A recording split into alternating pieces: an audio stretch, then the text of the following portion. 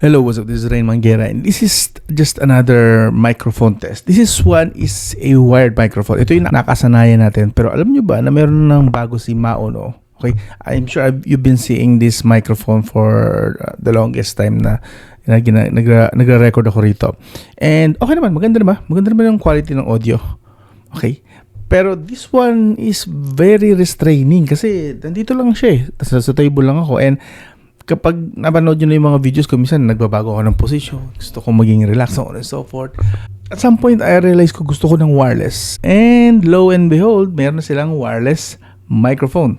Okay? This actually is the Maono DM40. Both wired and wireless po siya supported. Pero syempre, hindi ko gagamitin dito ang wired. Kasi bakit aanin ko pa to kung wired din naman ang gagamitin ko, di ba? So, I'm featuring this DM40, Maono DM40 para sa wireless support niya. Okay, wireless feature. Okay? So, switch tayo rito. And then, i-compare nyo na din kung alin na mas maganda. Pakinggan nyo tong sound na to. And then, lipat tayo dito. Kung same lang ba? Kung same, actually, okay lang din naman sa akin kasi solid na sa akin ito eh.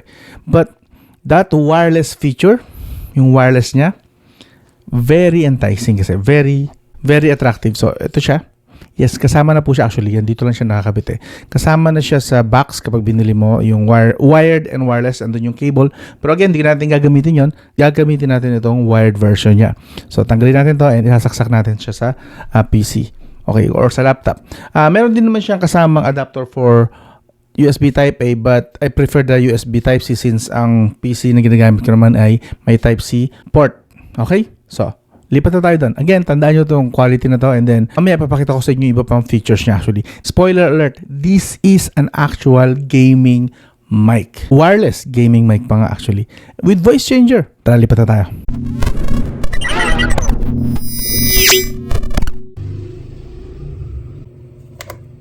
You know. So, ayun. So, right now, we're using this wireless microphone as you can see. Kaya baka tumalsik ang ating camera sa ginagawa natin. This one, wireless na tayo. Wala po tayong nakakabit siya na wire and we are using this Maono DM40. Right now, we are just using this plug and play direct. Wala po tayong ginagamit na app or software because this Maono DM40 has Maono software. So, kung gusto nyong i-utilize or magamit yung kanyang AI mode at saka yung mga equalizer, I would recommend i-install nyo yung Maono link. This one, like this one. Ito, this Maono link. And this is their website. Hanapin nyo lang yung DM40 like this one. Yeah, meron naman sila mga software for specific microphones. But this one right now, we are using the DM40. So this one, meron po siyang software for Windows. Right now, available lang yata siya for Windows. Okay? So again, we are using wireless and plug and play pa lang. Hindi pa natin ginagamit yung kanyang software. Okay? Pero, kamusta yung quality? Okay? Kamusta ang quality nitong mic na to? So yun nga, kapag trip ko kumilos-kilos habang nag-host, doing podcast like this, pwede na ngayon. Hindi na ako restrained sa isang lugar, sa table. Kapag gusto ko lang naman magsalita dito sa mic and hindi ako komportable gamitin yung aking this wired mic. This is the PD200X by the way na wired mic. So going wireless na tayo. And since so far, mukhang pasado naman siya sa akin, I think I would switch. I'm gonna switch here. Dito na siguro sa microphone na ito. Okay? Again, this one, wala pa pong software na ginagamit. Okay? How about switch tayo dun sa kanyang software and maipakita ko sa inyo kung paano naman gumagana or magagamit or yung quality ng kanyang AI voice plus equalizer. Okay? Switch tayo. So, yun. Ito na siya ngayon. Kapag ginamit natin, as you can see dito sa monitor, yan, ito to. Kapag in-on nyo na siya, na-connect nyo na siya sa app software, automatic naman usually na-detect na. But if you do, ito yung una nyo makikita. And of course, nakakatuwa naman kasi at least this time, dati kasi ginamit nyo na itong kanilang Maono link and wala siya sariling audio recorder yata. So, long time ago na yun. But this one right now, meron na siyang sariling audio recorder just in case na gusto nyo direct na mag-record dito. The problem nga lang is hindi gagana ang AI voice changer kapag dito kayo nag-record. Okay, that's a sad thing. Pero it will work kapag gumamit kayo ng external na mga recorder, like right now I'm using OBS. So gumagana po siya sa OBS, pero kailangan mo nga lang siyang i-set up dito sa properties. Make sure na you choose the Maono AI microphone, not the DM40. Use the Maono AI, okay? Kapag gagamitin nyo at gusto nyo ma-detect siya na nagvo-voice change kayo. Pero kung hindi naman kayo nagvo-voice change, hindi nyo gagamitin yung voice changer, kahit na dito na sa DM40, okay? Para direct na siya sa microphone nyo kukuha ng input ng audio. Pero again, kung gagamitin nyo ang AI voice changer, make sure na bago nyo i-click yung recording, start recording, click nyo muna to sa properties sa audio, ang Maono AI microphone, okay?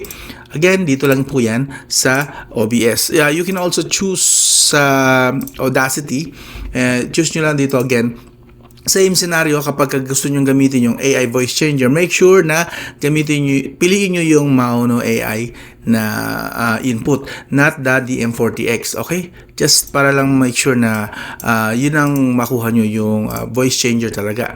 Now that we have that out of the way, malinaw na yung part na yan, balik tayo sa mismong Maono app. Okay, so again, hindi gumagana ang AI voice changer sa sarili niyang voice recorder. Yung third party pa. Pero if you want direct, ito na yun, direct. Also, gusto kong i-test right now kung kamusta yung tunog ng kapag nagagalaw siya. Since, hindi pa pala tayo gumagamit ng noise cancellation. Gamit na noise cancellation. How about we use the slide mode? So, kamusta naman? Nadadali siya, tumatama sa kung saan-saan. Kamusta yung kanyang quality, masyado bang maingay? And then we'll switch to moderate. Yan. Baguhin natin. Ano ba, masakit sa tenga or something. Sensya na, we have to test this para alam nyo na rin, expectations nyo every time na, kunwari, nabili nyo na to and kapag nagagalaw siya. And this one is the aggressive mode. So, ulit gamitin natin. Tama natin sa kapwa niya bakal, yan, nadadali ng kamay. Kunwari, kamusta yung quality nung yung sound? Yung noise cancellation ba is okay. Now, off natin ito saglit. Mas maganda na off yan. Gusto ko ano nyo to na mai-test na maayos. Dito sa kanyang control, still dito tayo under basic is meron po siyang gain volume, okay? So pwede natin i-adjust dito. See, pwede natin hinaan yung gain ng mic. Yan. Narinig nyo ba ako? Low. Hindi na siguro sa part na yun. Pero we go back tayo sa 80%, 90%. Yan. Just para safe lang. And then of course, sa headphone volume, sa microphone, you can adjust dito naman sa, ito yung output naman. But of course, pwedeng kayo na mag-set yan. And dito, iset ko lang siya sa 90 siguro just to be safe.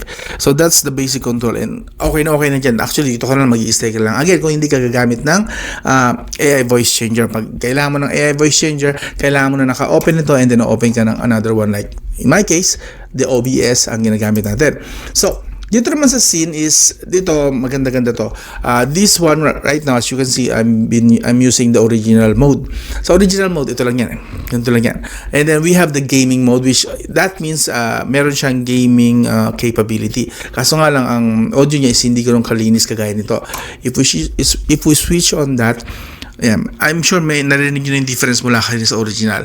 So this one is, ang ginawa kasi dito is parang pinababa nyo yung bitrate para pag the gaming mode, halos zero latency, no? Not really zero.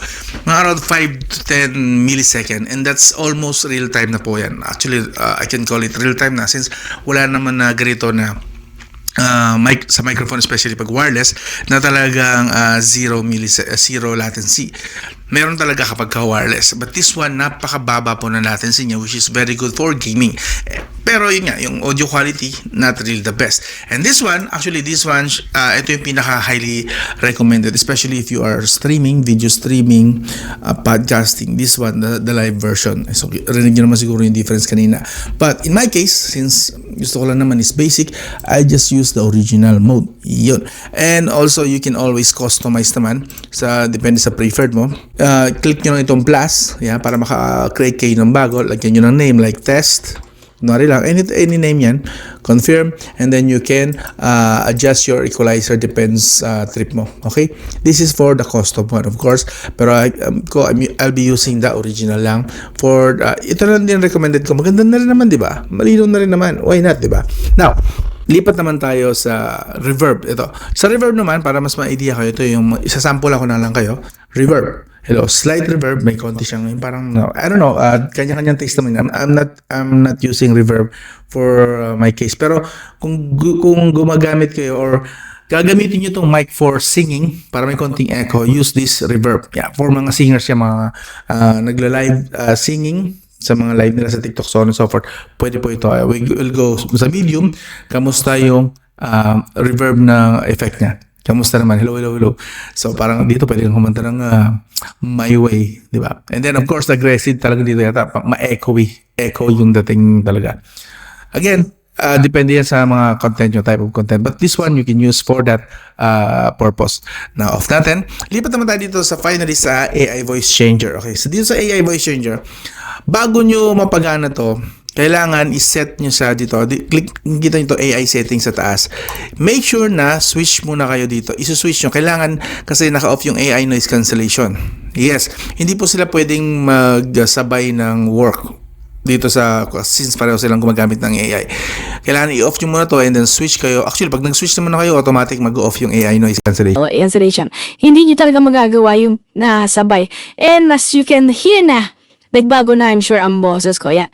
These, may mga free na siya agad. Free na mga, at least, sampung voices. You can switch to this horizon. Wait, check natin. May konting delay nga lang pala. Mapansin nyo, may maghihintay ka at least 2 to 3 seconds, 2 seconds mostly, bago siya mag-switch sa voice, ng voice. So, here we go. Yan. Kamusta naman yung tunog? At bago ba? And yun na.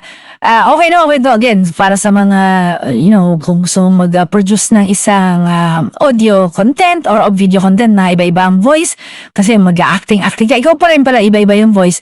You can choose this. Meron kayong 10 voices na you can use. And then, we go for Sukuna. Test na din natin lahat, okay? 1, 2. Now, kamusta naman ang voice ni Sukuna? Switch lang tayo ng konti. And the Paimon is from Genshin Impact character in the floating little kid sa gilid ng character sa Genshin Impact, yung original character na lalaki, babae. So this is Paimon, this is the voice, and then we go for Ganyu.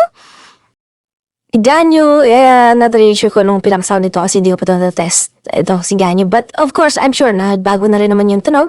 And you can tell, tayo na naman miracle, yun ang magugustuhan nyo. Kung may magugustuhan kayo rito, and all the more reason para i-avail nyo itong Maono DM40. And then we have the Q, or Chu. I'm not sure how to pronounce this, but I believe this is Q. Si Q.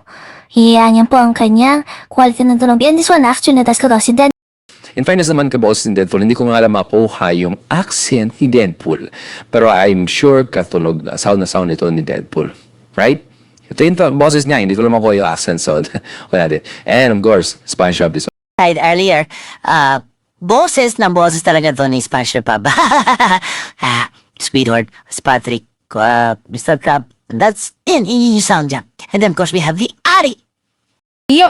So, again, for gaming, gusto mo lang naman ng konting, what do you call this, konting differences or konting tip lang, you can use this voice changer, AI voice changer. Free po ito Free po yung software na Maono link, and meron kayong free din na 10 voices to choose from. And then finally, we have Tifa. I believe this is also a girl voice. Okay ba? Solid. So, yun.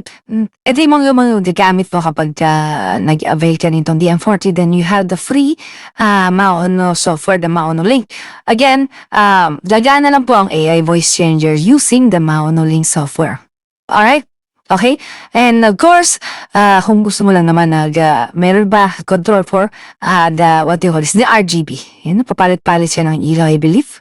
Breathe. I'm using the yellow pala. How about loop? Lahat ng kulay naman. Ito pa lahat ng kulay. See that blue, then violet.